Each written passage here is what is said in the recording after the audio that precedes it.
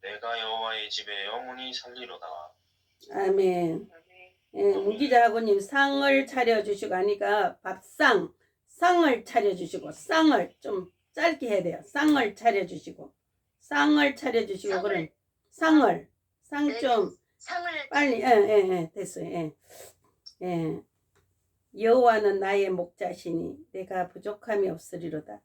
그래서 박신교 학우님이 이제 졸업을 해도 스승은 영원한 스승이죠. 제자는 영원한 제자입니다. 그래서 제가 졸업을 해도 계속 기도를 하려고 합니다. 할렐루야. 제자가 몇 사람 안 되잖아요. 지원의 전사님하고 신명숙 전도사님은 얼마 공부를 안 했어도 기도를 가끔 합니다. 그리고 제자는 영원한 제자니까 제가 계속 기도를 해 드리려고 합니다. 그래서 여호와는 나의 목자시니 내가 영원히 부족함이 없습니다. 할렐루야. 예. 요 한 달만 부족함 없이 오늘 하루만 부족함 없이가 아니라 영원히 부족함이 없습니다. 어떨 때? 나의 목자 되셨을 때. 그래서 그가 나를 푸른 초장에 누이시며 여호와께서 나를 푸른 초장에 누이시고 쉴만한 물가로 인도하여 주십니다. 부족함이 없으면 푸른 초장과 또 생명수가 있어야 되겠죠. 그래서 하나님께서는 내가 무엇이 필요한가 다 알고 계십니다. 아멘. 또 내 영혼이 이렇게 낙심될 때가 있어요. 그럴 때는 어김없이 소생시켜 주십니다. 아멘. 또 의의 길로 하나님의 이름을 위해서 의의 길로 인도해 주십니다. 문기자 학원이 좀 흐려요. 렌즈를 좀 닦아보세요.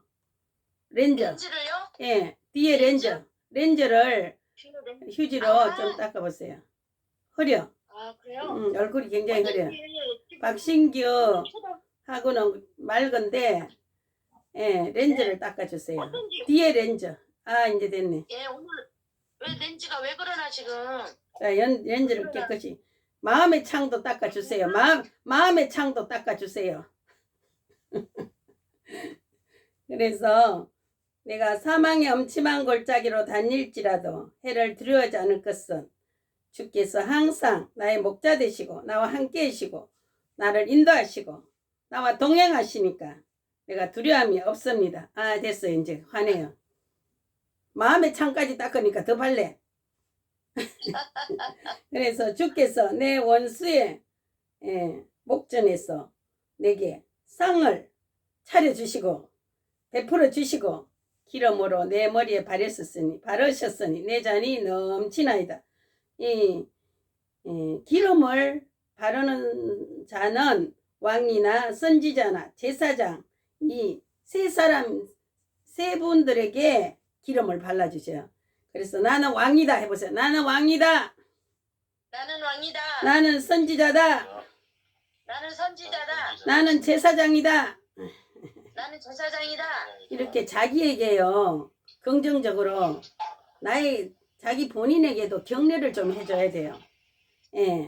저는 옛날부터 남편이 바쁜데 언제 생일 선물을 해주겠어요. 저는 제 생일 선물을요 백화점 가서 샀어요. 얼마짜리 비싼 거 아니고 3,000원짜리 벤자민 샀어요. 백화점 가서 3,000원짜리 벤자민 사서 이렇게 키웠어요. 그래서 항상 진짜 저기 내 생일 선물이구나. 또 영희야 뭐 먹고 싶냐 오늘 너 생일이잖아. 그래갖고 뭐 먹고 싶다고 딱 말하면 우리 먹으러 가자. 그래갖고 먹어요. 그래서 울 필요가 없어요. 그냥 맛있는 거 사서 먹어요. 그러면 돼요. 그래서 나를 격려하고 누구에게 대접 받으려는 것보다 내가 나를 대접하면 됩니다. 할렐루야. 그래서 기름을 바르셨으니 원수의 앞에서 상을 베풀어 주시니까 원수의 앞에서도 기름을 바르셨으니까 역전의 시간이 됐습니다. 그래서 지팡이와 막대기로 나를 안위하셔 주시고 그러니까 말씀과 사랑으로 늘 보듬어 주시고 또 지켜주시고 보호해 주시고 또 생명줄로, 동아줄로 늘 끊어지지 않도록 보호하시고 또 역전의 시간이 되게 하십니다. 역전의 시간 참 좋지요. 요나도 역전의 시간이 됐죠. 부활했죠. 물고기 뱃속에서. 그래서 나의 평생의 선한 시간 인자하심이 정령 나를 따르리니 내가 야훼 집에 영원히 거하리로다 그랬어요. 야훼 집에 영원히 거하리로다. 자, 오산 신학교를 졸업했다고 잊어버리면 안 돼요. 예, 이렇게 강의하는 교수를 잊어버리면 안 돼요. 예, 예. 잊어버리면 안 돼요. 그래서 저도 있잖아요. 좋은 거 있으면 나누려기를 그래요. 여기 이제 또 뭐 준다고 미리 말을 해야지, 그 또 약속을 지키잖아요. 그래서, 또 테필린이라고 이번에, 또 자랑을 했더니 또 학장님이 제가 집에 몇 권 없다고 그랬더니 10권을 가져오래요. 또 챙기려고. 또 주고 싶은 사람들 챙기려고. 그래서 지금 120권을 구입했어요. 테필린 책을. 120권을 구입해갖고 제가 3월 셋째 주에 오산 신학교 예사랑교회 부흥성회를 갑니다. 그래서 원래 11월 21일부터인데 또 아픈 사람이 오셔갖고 기도해주고 하느라고 이제 다 치유받았습니다. 근데 기도해주느라고 그렇게 이번에 좀 딜레이가 됐는데 제가 말씀을 가지고 가려고요. 할렐루야. 네. 그래서 제가 전에 이 신약책을 구약도 있다 그랬지요. 그래서 여러분이 수업도 잘하고 예뻐서 또 구약책도 어쩌면 복사를 해드릴지도 모른다고 그때 한번 약속한 적이 있어요. 그런데 백이쁨 목사님을 한 권 드렸더니 백이쁨 목사님 또 학장님 이렇게 또 두 분 또 드리고 이렇게 했는데 백이쁨 목사님이 구약 있다 소리 듣고 몸살을 하는 거예요. 날마다 주라고 쫄르는 거예요. 그래서 전번에 약속을 했어요. 이것을 복사하라고 보낼 테니까 박신규 전도사님, 문기자 학우님, 학장님 그렇게 본인 거 하고 4권을 복사해서 드린다고 약속을 하면은 주겠다고 그랬어요. 그랬더니 약속한다고 그래갖고 4권을 복사해 놨더라고요. 이거 그저께 보냈더니 어제 가서 다 복사해서 저녁에 찾아왔더라고. 그래서 내가 주소를 보낼 테니까 다 보내드리라고 약속을 했어요. 그래서 저도 약속 지켰죠. 준다고 그때 한번 약속한 거. 누구를 통해서든지 하면 되는 거 아니에요.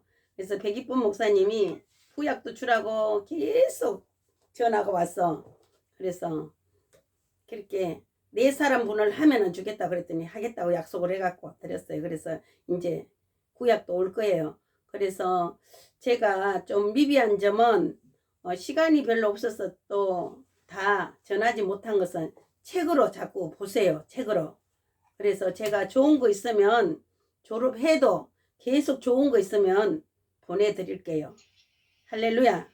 좋은 거 있으면 혼자 안 먹고 보내드려야죠. 그래서 영원히 여호와의 집에 영원히 거하리로다. 오산 신학교에 영원히 거하리로다. 할렐루야. 예, 학장님, 교수들을 영원히 잊어버리 않을지어다. 아멘. 할렐루야. 하나님 영광 올립니다. 아멘. 여기 됐어요. 교재 봅시다. 교재 신약 교재를 보면은 설교자의 삶이 있습니다. 제일 끝에. 이제 중요한 거는 거의 다 했거든요. 오늘 하면은 중요한 거 다 끝나니까 본인이 열심히 또 노력하고 연구도 하고 해야 됩니다. 이게 밥을 언제까지 먹여주진 않아요. 이제는 장성한 사람들은 본인이 찾아서 먹어야 됩니다. 자, 설교자의 삶 보겠습니다. 예, 설교자의 삶.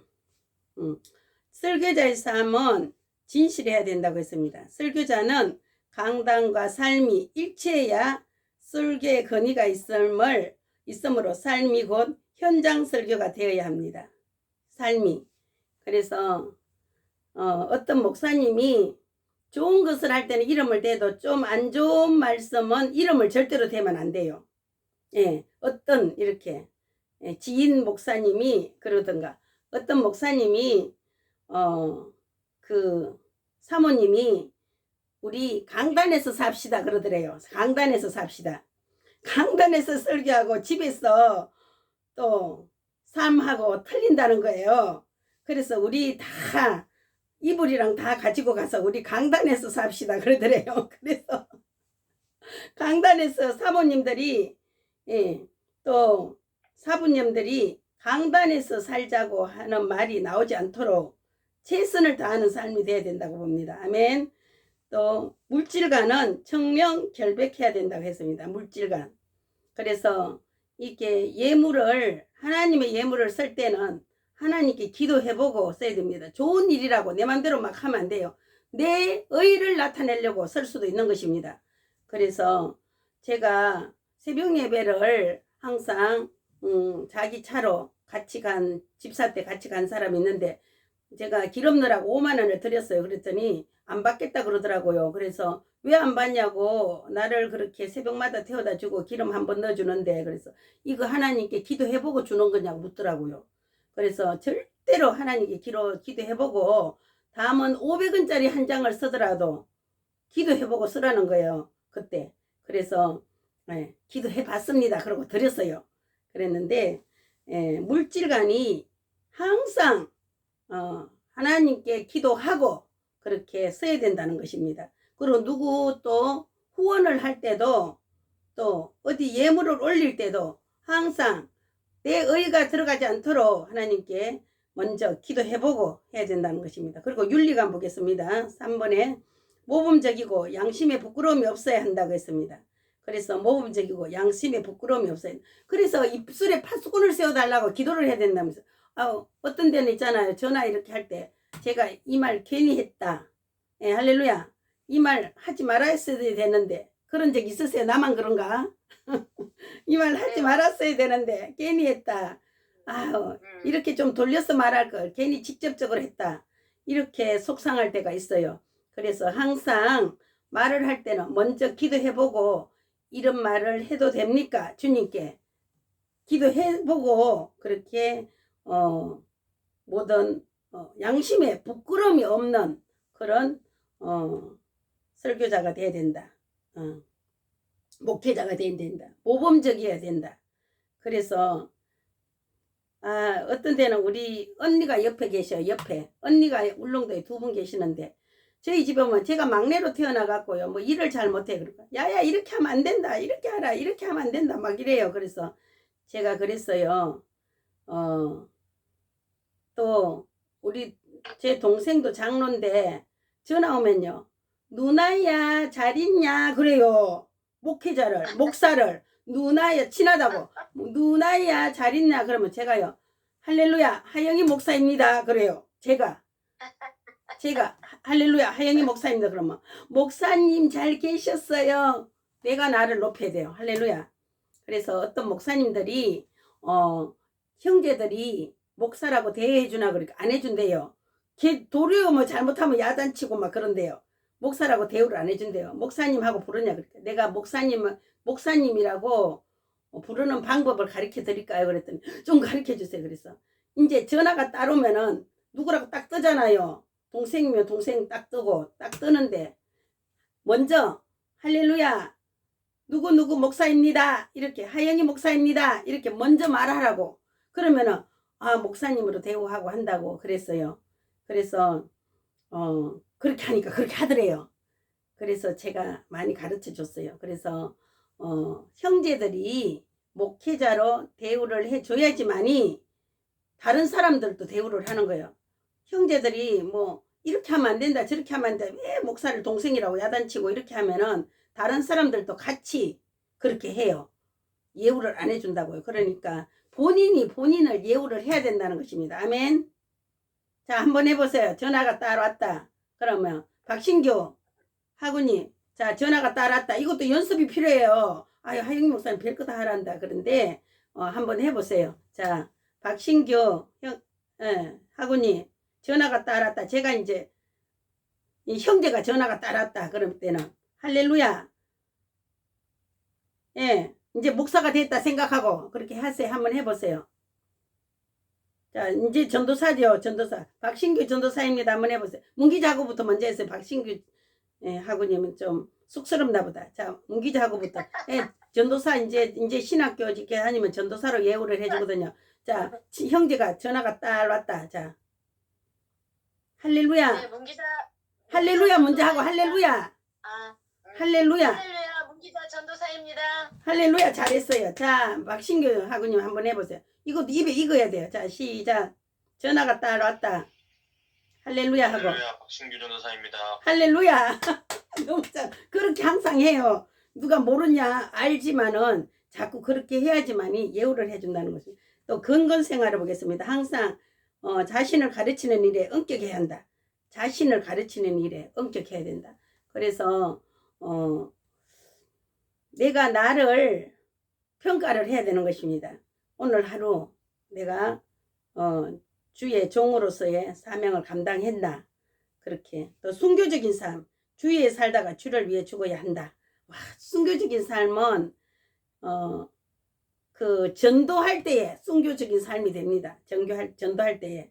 그래서 순교가 제일 하늘의 상급이 크고 그 다음에 전도가 그 다음에 두 번째로 크답니다. 그래서 순교의 사명이 있어야 되니까 전도를 많이 하십시오. 그러면은 주를 위해서 살고 주를 위해서 죽는다. 그것을 이루는입니다. 그리고 이번에 저거 보셨어요? 강의 계획서 보셨어요? 항상 강의 계획서가 오늘 뭘 배우는가 봐야 됩니다. 강의 계획서를 오늘 설교자의 소명에 대해서 있죠. 설교자의 소명. 목회직은 소명에서 시작한다고 합니다. 그래서 크리스찬에게는 복음을 전해야 할 권리와 의무가 있습니다. 즉 복음의 전파는 어느 특정한 사람에게만 맡겨진 것이 아니라 우리 모두의 일인 것입니다. 오늘날과 같이 복잡한 시대에는 교회 안에서 하나님의 말씀을 전하는 설교자를 하나님께서는 특별히 필요로 합니다. 그러므로 설교자는 하나님으로부터 소명을 받은 사람이어야 합니다. 아멘. 예. 그래서 사도 바울은 로마서 1장 1절. 야, 로마서 1장 1절 박신규 하고님 한번 읽어봐 보세요. 로마서 1장 1절.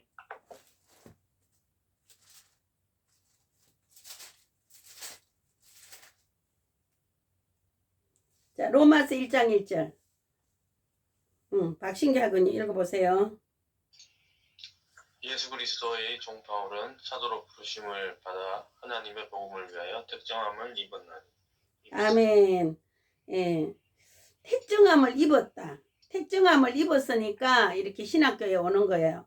이렇게 사탄 마귀들이 신학교에 못 가게 굉장히 방해를 합니다. 그래서 신학교에 공부하는 거 이것만으로도 승리한 것입니다. 그래서 하나님의 부르심을 받았어. 하나님의 복음을 위하여 택정함을 받은 사람이 이렇게 소명을 받은 사람이 설교자로 세워지는 것입니다. 그래서 설교자는 단순한 직업이 아닙니다. 설교자는 하나님의 부르심을 받은 자들입니다. 그래서 하나님의 복음을 위하여 택정을 입었습니다. 그래서 유명한 설교가 스펄전 알죠? 스펄전은 나는 바울과 같이 설교를 하도록 부름을 받았다고 말씀하십니다. 그래서 자신의 뜻에 의해서 설교자가 된 것이 아니라 하나님의 역사로 말미암았다는 것입니다. 그래서 하나님의 소명이란 하나님의 선택을 말하는 것입니다. 이 소명에는 가부가 있을 수가 없습니다. 오직 하나님의 소명에 따라 복종하는 것입니다. 아멘. 그리고 하나님의 소명이 환상이나 음성을 듣는 것으로 역사하시는 때도 있으나 오늘날 많은 경우에 하나님께서는 성령을 통하여서 말씀하시고 당신의 자녀를 부르시고 계십니다. 그래서 성경을 통해 또한 하나님의 영을 통해 하나님의 뜻을 분명히 알 수 있는 것입니다. 자, 소명 문기자군이 소명 어떻게 받으셨어요? 짧게. 소명을 어떻게 받았냐고요? 예, 하나님 어떻게 부르심을 택정함을 어떻게 부르심을 어떻게 받았어요? 제가 먼저 얘기할게요. 저는요. 환경을. 예? 하세요. 환경을 통해서, 환경을 통해서. 남편을 통해서, 아, 그래요? 남편을 통해서. 박신규 하고님은 누굴 통해서? 하나님을 통해서. 또 저는 제 아내를 통해서. 아내를 통해서. 저는요, 아들을 통해서. 아들이 다 주고 갔어요. 그래서 하나님 아들만 살려주시면 주의 일을 하겠다고, 제가 주의 일을 하겠다고 아니라 주님이 시키는 모든 일을 하겠다고 그랬더니, 백합꽃보다도 더 어여쁜 아가야, 너는 내 양을 치라. 그래서 제가 원래 예쁘잖아요. 그러니까 예쁜 것은 하나님께서 잘 아시네. 그래서 백합꽃보다도 더 어여쁜 아가야, 아가서 말씀을 주셨어요. 너는 내 양을 치라. 그래서 바로 순종했어요. 그래서 그렇게 소명이 있는 분들이 더 열심히 주의 일을 하는 것을 볼 수 있습니다. 그래서 성경을 통해서 또한 하나님의 영을 통해 하나님의 뜻을 분명히 알 수 있는 것입니다. 그리고 소명의 증거 보겠습니다. 이사야가 하나님을 바라보자마자 받은 충격은 바로 자신이 죄인임을 느낀 것입니다. 그가 하나님을 만나보기 전에는 죄의식을 갖지 않았는데, 하나님의 앞에 서자 조국을 걱정하던 마음은 간 곳 없고 자기 자신을 바라보게 된 것입니다. 그래야 이사야가 죄를 깨닫고 하나님 앞에 통회자복하며 회개를 하자 하나님은 숯불을 가져다가 그의 입술에 대면 말씀하셨습니다. 가로되 보라, 이것이 내 입에 닿았으니 내 악이 제하여졌고 내 죄가 사하여졌느니라. 이렇게 하나님의 말씀을 전하는 설교자로 소명을 받았을 때 처음 느끼는 것이 바로 나는 죄인이구나 하는 죄책감입니다. 그래서 추하고 더러운 죄를 발견하며 그대로 묵인할 수 없어서 주님 앞에 나와 통회자복하게 되는 것입니다. 그래서 하나님을 만나는 사람이 사람마다 적든지 크든지 회개 기도가 나오게 되는 것입니다. 이렇게 회개를 하고 나면 그 다음에는 하나님께서 소명을 주십니다. 이사야가 회개를 하고 나자 하나님은 하나님의 소명이 임했습니다. 내가 또 주의 목소리를 들은 적 이르시되 내가 누구를 보내며 누가 우리를 위하여 갈고. 그랬어요. 저는 하나님께서 10년 전부터 20년 전부터 울릉도로 가라고 했는데도 저는 안 갔어요. 제가 이렇게 똑똑한 사람이 이렇게 좁은 울릉도에서 숨을 어떻게 쉬냐. 큰 도시에서 사명을 감당해야 된다. 꿈을 펼쳐야 된다. 그리고 절대로 울릉도를 안 왔어요. 그런데 하나님 낮추고 낮춰서 길거리에 앉게 만들어버렸어요. 그래서 어쩔 수 없이 오게 됐어요. 그런데 울릉도가 있잖아요. 세계적인 목회자로 만들려고 울릉도로 보낸 것을 그때 몰랐어요. 여기가 있잖아요. 이제 비행기도 오고, 비행기 오면 오세요. 1시간, 서울에서 1시간이면 와요. 그래서 비행기가 오고 세계적으로 나가는 것을 깨닫지를 못하고 안 가고 울릉도가 작으니까. 새우가 왜 꼬부러졌게요? 새우가 이렇게 꼬부랑하죠. 허리가.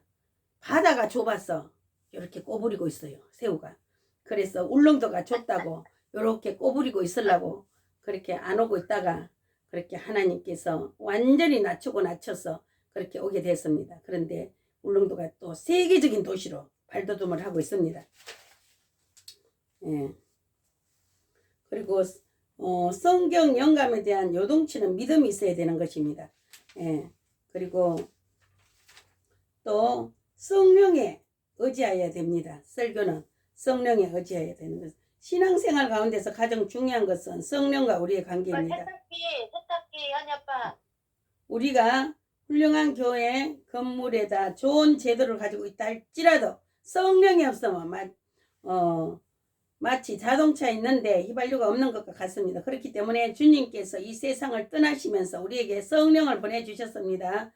그리스도께서 성천하신 후에 이 땅에 오신 하나님의 성령께서는 우리 가운데 오사 눈에 보이지 않게 역사를 하십니다. 이렇게 성령 충만하면요, 목소리가요, 성령의 목소리가 나와요. 하나님의 목소리가 나와요. 찌릉찌릉해요. 근데 성령 충만하지 않으면 사람의 목소리가 나와요. 둔탁해요. 그래서 날마다 내 영이 24시간 기도할지어다. 한번 해보세요. 시작. 내 영이 날마다 내 영이 24시간 기도할지어다. 자꾸 선포를 해요. 내 영. 내 영이 24시간 기도할지어다. 이렇게 선포하면요. 24시간 예, 새벽에 일어나도 새벽 예배 드릴 때도 목소리가 찌렁찌렁합니다. 목소리 찌렁찌렁하죠.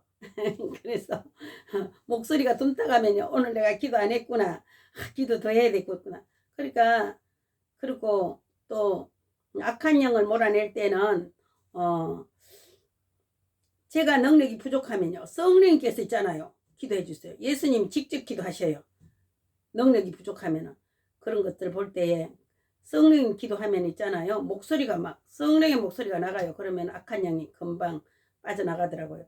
그래서 성령님께 설교도 성령님께 의지해야 된다는 것입니다. 그래서 우리가 기도를 등한히 하면 성령 충만이 사라집니다. 24시간 기도하는 마음의 자세를 가지지 않으면 성령께서는 우리를 떠나가십니다. 그래서 우리 오산신학교 학우들은 24시간 기도하는 법을 가르쳐 줬습니다. 내 영이 24시간 기도할지어다. 이렇게 하면 24시간 기도하는. 밤에 잘 때는 어떻게 기도해요? 내 육은 잠자지만 내 영은 기도할지어다. 이렇게 하면 돼요. 예. 성령으로 충만할 때는 말을 하든지 기도를 하든 간에 나의 목소리에서 하나님 목소리를 느낄 수 있습니다. 그러나 성령께서 떠나시면 나는 곧장 인간의 목소리가 나음을 볼 수 있습니다. 또 병자를 위해서 기도할 때도 성령의 기름 부으심이 임하면 온몸이 새로운 어떤 존재에게 덮여 씌우는 것과 같은 느낌을 갖습니다. 그리고 내 목소리가 성령님의 목소리로 또 되는 것을 체험하려면 늘 기도로 또 훈련이 되어 있어야 되는 줄 믿습니다. 그리고 믿음의 개발 보겠습니다. 내 생각하는 것이 늘 성령 충만함으로 인간에게 주어진 최대의 보안은 바로 생각할 수 있다는 것입니다. 그리고 현재 살고 있는 우리는 하나님의 생각이 현실화된 것입니다. 이게 생각이 현실로 이루어지는 것입니다. 바라봄의 법칙으로도 바라봄의 법칙, 내가 보는 것, 생각하는 것 모든 것이 그대로 다 이루어지는 것입니다. 그래서 교재에 나온 거예요, 목사님? 아니요, 이 설교책이 나는 이렇게 설교한다. 예. 지금 교재 아니죠? 예, 교재는 요거만 했어요. 예, 지금 제가 책을 나는 이렇게 설교한다. 조영기 목사님 거 하고 정장복 목사님 또 구약개론하고 그 두 가지를 했어요. 그래서 제가 거의 다 녹음을 했어요. 녹음을 한 것을 제가 보내드릴게요. 다 녹음을 거의 했거든요. 그래서 또 이거를 미리 녹음해서 다 보내주면 또 출석을 안 하시는 분이 가끔 있어요. 녹음해서 한 거 듣고. 그래서 이제까지 안 보내드렸어요. 제가 이제 졸업하면은 또 이번에 학기가 끝나면은 제가 보내드릴게요. 들으세요. 예, 그리고 누구한테 받았다 소리는 하지 마시고 혼자만 들으세요. 이것도 다 이렇게 해서 보내면은 또 출석을 안 한다는 그런 염려가 좀 저부터도 있어 갖고, 예. 그래서 학기 끝나고 제가 보내드릴게 다 있거든요. 예. 그래서 한 번씩 들어보면은 일할 때도 한 번씩 틀어놓고 듣고 하면 좋아요. 책은 잘 안 읽어요. 책 있어도. 예. 그리고 보는 것, 또 듣는 것, 생각하는 것, 이런 것들이 전부 성령 충만하고 긍정적인 것일 때 긍정적인 것을 보고 긍정적인 것을 생각하고 긍정적인 것을 말하고 그럴 때 성령이 임해서 그 설교에도 능력이 나가는 것입니다.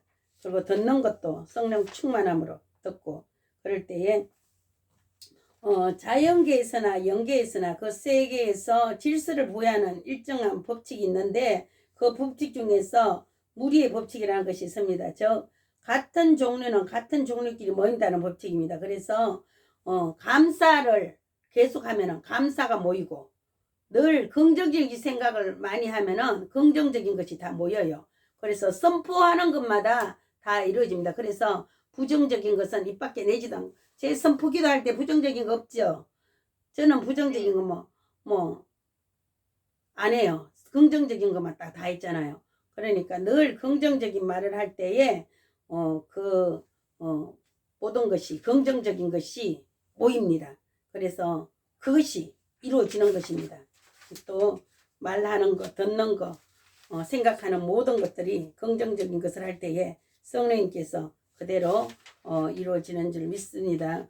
그리고 나의 그 조영기 목사님의 목회 생활과 설교의 가장 획기적인 목회 동기가 삼박자의 구원에 대한 것이다. 그래서 사랑하는 자여 내 영혼이 잘된 같이 내가 범사에 잘되고 강건하기를 간구하느라. 저도 요한 3서 1장 2절 말씀을 굉장히 좋아합니다. 그래서 기도를 길게 못 해줄 때는 누구 문기자 하고님, 박신규 하고님 영혼이 잘된 같이 범사가 잘되고 강건해질지어다. 이렇게 기도해 주면 돼요. 그래서 세 가지 영혼이 잘되고 범사가 잘되고 강건 이렇게 모든 것이 다 들어가 있어요. 이 요한 3서 1장 2절에. 그래서 조영기 목사님이 어쨌든 한국에서 제일 크게 교회를 그 여의도 순복이 제일 크잖아요. 그러니까 이 말씀 한 줄 가지고 세 개를 누볐다는 거예요. 이 말씀 한 줄. 그래서 말씀을 붙잡을 때 내가 그 말씀 안에 거할 때에 그 말씀이 그대로 이루어지는 줄 믿습니다. 그리고 창조주 하나님은 인간은 피조물이기 때문에 하나님 풍성을 쫓아 끊임없이 창조적인 생활을 해야 된다고 했습니다. 인간은 창조할 동안만 행복합니다. 창조를 거치는 그 순간부터 불행이 다가옵니다. 그렇기 때문에 말씀으로 천지를 하나님께서 지으셨습니다. 그래서 믿음으로 모든 세계가 하나님의 말씀으로 지어진 줄 우리가 아나니 보이는 것은 나타난 것으로 말미암아 된 것이 아니라 히브리서 11장 3절은 말씀하고 있습니다. 그래서 하나님의 형상과 모양인 인간들의 창조 생활의 재료도 말씀, 전부 재료가 말씀입니다. 재료가 돈 들어가요.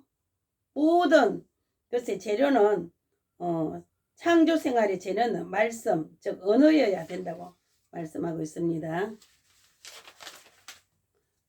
그리고 순종하는 믿음이 있어야 되고 또 겸손할 때 그 예수님의 겸손, 나귀 새끼를 탔죠. 예수님이 나귀 새끼를 탔다고 할 때 참 웃음이 나오더라고. 백마 타고 와야 되는데 왕이신데 작은 나귀 새끼를 탔다 그러니까 그렇게 웃음이 날 수가 없더라고요. 근데 예수님께서는 그렇게 겸손하셨다는 것입니다. 그리고 설교자의 생활은 기도 생활이어야 되고 또 모범적인 생활이 되어야 되고 또 설교자가 휴식이 있어야 된다고 합니다. 설교자 리커레이션 휴식. 휴식이 재창조한다는 의미를 가지고 있습니다. 그래서 막 죽으라고 열심히 막 기도하고 말씀 읽고 한다고 다 이루어지는 것은 아니에요. 휴식이 필요합니다. 그래서 내가 어떤 휴식을 취해야 되는가 그 휴식을 취하시기 바랍니다. 그리고 설교자의 자세는 긍정적인 삶의 자세가 이루어져야 되고 하나님 앞에서 유용한 사람이 되어야 됩니다. 그리고 또 다른 사람보다 생각을 크게 가져야 된다고 합니다. 그 생각을 크게. 그리고 크게 쓰임받는 사람이 되도록 생각을 내 입을 넓게 열라. 내가 채우리라 말씀하시죠. 그래서 또 언어 사용을 조심하고 내 입에 파수꾼을 세워달라고 기도해야 되는 것입니다. 그리고 한편의 설교를 위한 준비를 보겠습니다. 설교를 위한 준비는 어떤 분은 있잖아요. 3시 30분을 설교하면 30시간을 준비를 해야 된다는 것입니다. 그리고 또 25분을 설교하면 25시간을 설교 준비를 해야 된다고 합니다. 그리고 지남쌤이라고 지남쌤 이렇게 치면은 유튜브에 나오는데 그분은 그 10분 유튜브에 10분 설교를 하는데 8시간 준비를 한다 그러더라고요. 10분 설교에. 그래서 설교에 시간을 늘 많이 할애를 해야 된다는 것입니다. 그래서 저도 이렇게 어디서 책이나 또 유튜브나 뭐 어디에서 또 목사님들을 설교해서 좋은 글 있으면 제가 이렇게 발췌해 놓습니다. 뭐 하려고? 우리 학우들을 먹이려고. 할렐루야. 좋은 것으로 먹이려고. 그래서 학우들이 바쁘잖아요. 일하고.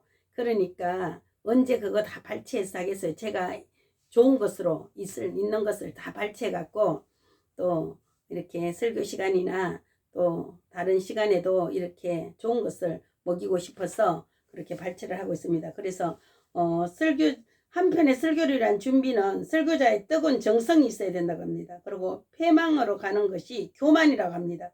그리고 설교 준비의 최우선적인 것들과 또 보면은 연중 계획을 통한 설교의 준비, 연중 1년 동안 어떠한 설교를 하겠다. 좀 하다가 보면은 좀 바뀔 수도 있지만 연중 어떤 설교를 해야겠다는 그런 1년 계획을 세워야 된다는 것입니다. 그리고 주간의 단계적 준비 이런 것들을 미리 세워야 된다는 것입니다.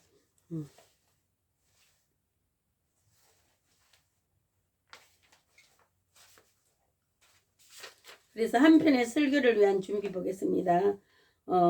말씀을 운반하는 설교자로서 설교를 준비함에 있어서 최우선적인 것들이 어떤 것이어야 하는가, 또 설교자로서 설교의 자만심이 가져다주는 결과는 무엇인가, 또 연중 계획이 가져오는 장점은 어떤 것들인가, 또 주간의 단계적 설교의 준비에 따른 목회자 일과는 어떤 것인가 보겠습니다. 그래서 한편의 설교를 위한 준비가 설교자의 뜨거운 정성이 있어야 된다. 그래서 그 성도들은 목회자가 목사님이 얼마나 기도를 하고 얼마나 준비를 했는가 다 알고 있습니다. 요즘은 성도들이요 굉장히 지식이 해박해요. 또 인터넷이나 뭐 이런 모르는 거 치면은 다 나오기 때문에 그래서 하나님께서 받은 영감으로 설교를 해야 되는 것입니다. 그냥 인터넷으로 다른 사람이 설교한 거 본따서 그냥 쓰거나 그렇게 해서는 은혜를 못 받는다는 것입니다. 성도들이. 그래서 열심을 내라. 열심이란 꾸밀 수 없습니다. 열심을 대신할 수 있는 것은 아무것도 없다고 합니다. 그래서 열심이란 사라지기 쉽다고 외치면서 하루에 18시간이 넘도록 읽고 쓰고 외치고 있던 스펄전이 어느 날 선교사 데이비드 리빙스톤이 어떻게 그에게 그렇게 열심히 일할 수 있는지 물어봤답니다. 그러니까 그의 대답은 매우 간단했습니다. 그는 나 혼자가 아니고 둘이서 함께 일하고 있다는 사실을 잊으셨군요 라고 유명한 말을 남겼답니다. 그래서 누구랑 둘이서 성령님과 같이 설교를 준비한다는 것입니다. 그래서 이를 위하여 나도 내 속에서 능력으로 역사하시는 이의 역사를 따라 힘을 다하여 수고하노라. 그래서 성령님께서 가르쳐 주신다고 나는 가만히 있으면 안 된다는 것입니다. 같이 최선을 다해서 열심히 설교 준비를 해야 된다는 것입니다. 그래서 그리고 또 사도 바울의 고백을 자신의 고백으로 실토하고 있는 대답이 뭐냐면 나도 내 속에서 능력하시는 이의 역사를 따라 힘을 다하여 수고하노라. 골로새서 1장 29절 말씀처럼 힘을 다하여 수고를 해야 된다는 것입니다. 그리고 한 편의 설교가 나오기까지는 많은 과정과 단계가 있습니다. 그 중에서 가장 중요한 것은 설교자의 뜨거운 정성입니다. 그 정성은 그리스도의 도구로서 바치고 있는 자신의 감격과 땀방울입니다. 한 편의 설교가 얼마나 감명 깊은 메시지로 회중의 가슴을 적시게 되는가의 문제는 바로 설교자가 얼마나 뜨거운 정성을 준비의 과정에서 바치는가에 달려있다고 봅니다. 그래서 빛이 난 인간이 특별한 부름을 받아 자신의 열심과 정성을 바치는 것을 기쁨으로 여기는 설교자의 마음 바탕이 언제나 튼튼해야 한다고 스펄전은 오늘의 설교자들에게 설교자의 뜨거운 열심과 정성에 대하여 다음과 같은 의미성장한 말을 하셨습니다.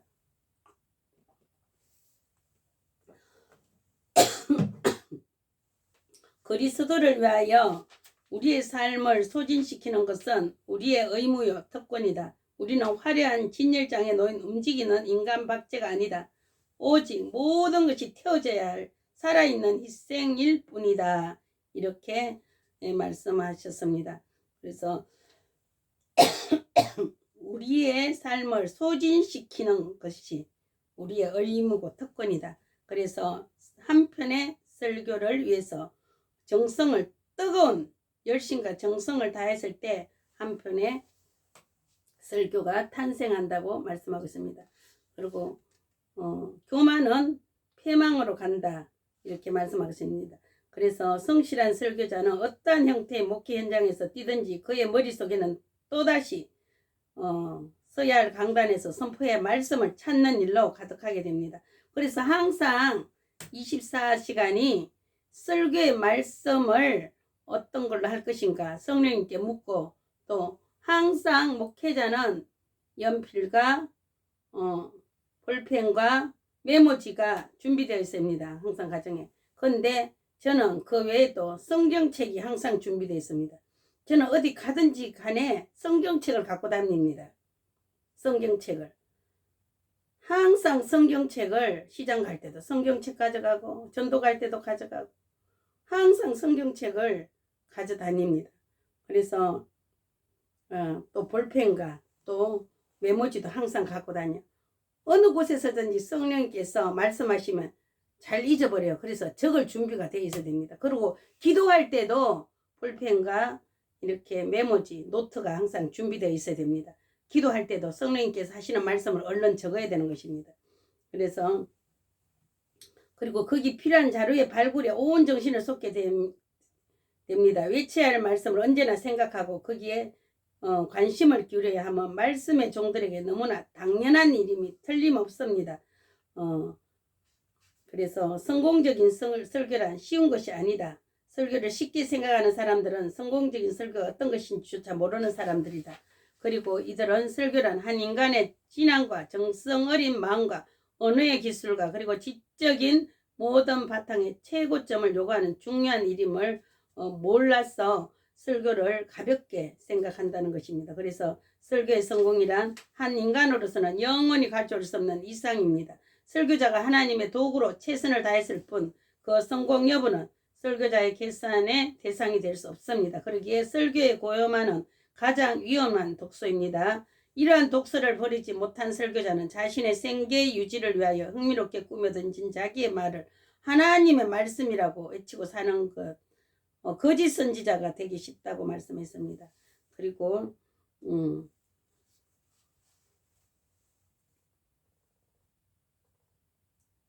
설교자가 자신의 설교에 만족을 할 때 그는 스스로 내리막길을 가고 있습니다. 라고 말합니다. 그리고 하나님 완성치 못한 채 적당히 넘기려는 세계로부터 나를 지켜 주옵소서. 단호하고 끈질긴 긍지와 더불어 살게 하옵소서. 만일 그 싸움에서 마지막 승리를 했을 때라도 내가 자만하지 않도록 나를 지켜 주옵소서. 이 기도를 계속 해야 되는 것입니다. 그리고 설교 준비에 최우선적인 것들은 무엇인가 보겠습니다. 한편의 설교 준비에 쏟아야 할 시간과 그 출발 그리고 범위를 이해하는 데는 여러 가지 견해가 다양한데 설교자가 처해 있는 상황과 그 개인의 고유한 성격과 습관은 설교 준비의 다양성을 인정해야 하는 것입니다. 그래서 기본적인 설교 준비의 원칙은 첫째 성령님의 도움을 구하는 것입니다. 그래서 설교의 주제나 본문이 정해지기 이전부터 성령의 도움을 간구하고 그 도움 속에서 말씀의 준비가 시작되어야 하는 것이 설교자의 바른 출발이며 그것이 설교자가 걸어야 할 상징적인 그런 궤도입니다.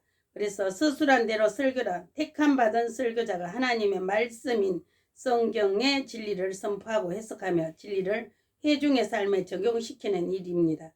그래서 또 메시지를 운반할 도구가 제 기능을 다하도록 갈고 닦는 것입니다. 그래서 메시지를 운반한, 그래서 저는 이번 주 설교 말씀이 적어놨는데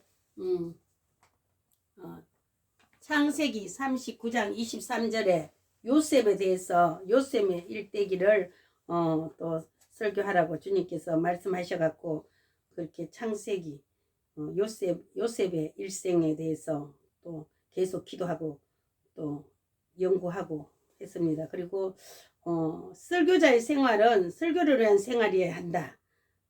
그래서 늘 마음에 어떤 설교를 할 것인가 성령인가 묻고, 또 저도 요셉의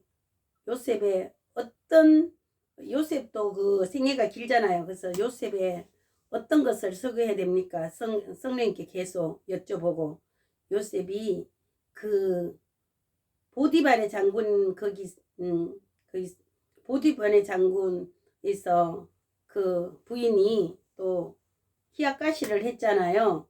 그렇게 했을 때 이길 수 있는 것은 하나님의 힘이다.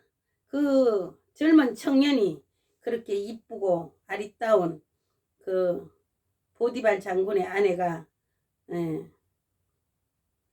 그렇게 젊은 청년을 저기 했을 때에 그렇게 그 보디발이 나에게 또 해준 은혜, 또 하나님의 은혜를 생각했어요. 그래서 한 가정을 깨뜨리지 않도록 그렇게 아무 말도 안 한 거예요.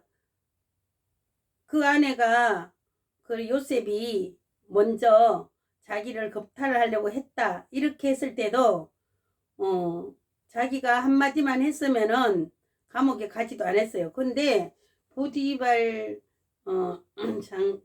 보디발은 왜 요셉에게 원래 사형을 당한대요. 사형이가 아니라 종이 그렇게 했다면. 종이잖아요. 종이 어디 주인한테 그렇게 할 수 있어요. 근데 사형인데 그냥 감옥에다가 집어넣어 버린 거예요. 그래서 요셉의 인품을 안 거예요. 그래서 요셉의 인품을, 요셉은 그럴 사람이 아니다는 것을 알았어요. 그래서 그 요셉도 한 가정을 깨뜨리지 않게 해서 침묵한 거, 이것이 참 은혜가 되더라고요. 그래서 설교자의 생활은 설교를 위한 생활이어야 한다. 연중 계획을 통한 설교의 준비를 하고, 또 주간의 단계적 준비, 한 주간에 한 편의 설교가 요구하는 시간, 아까 얘기했죠. 25분을 설교하면은 25시간, 30시간을 설교하면은 30시간의 설교를 준비를 해야 된다. 그리고 하루에 4시간 이상씩 설교를 준비해야 된다. 이렇게 말씀하고 있습니다. 그리고 한 편의 설교를 위한 절차는 한 편의 설교 완성되기까지는 설교자가 당연히 통과해야 할 절차가 있는데, 절차 가운데 하나라도 설교자가 빠뜨리면 설교는 파행적인 현상을 일으킬 수밖에 없다고 합니다. 그래서 젊은 설교자들은 하나의 계율로 지켜야 하는 엄격한 단계인데, 설교자가 이 절차를 언제나 수행하는 습관이 들여져야만이 그 설교가 정상적인 설교 계획에 오를 수 있다. 그래서 하루에 또 설교하는 시간을 정해서 늘 또 습관이 되어야 된다. 설교자의 점검 보겠습니다. 예, 설교의 목적 설정, 본문과 주제의 확정, 주의와 적용, 서기, 서기가 먼저고 주의와 적용, 명제적 진술의 확정, 설교의 윤곽 설정, 자료의 배열, 원고화 작업, 말씀의 성육화 작업, 최종 점검, 그리고 10분의 1로 원고 축소, 설교 도구의 거무한 준비, 이런 것들이 설교자의 점검이라고 봅니다.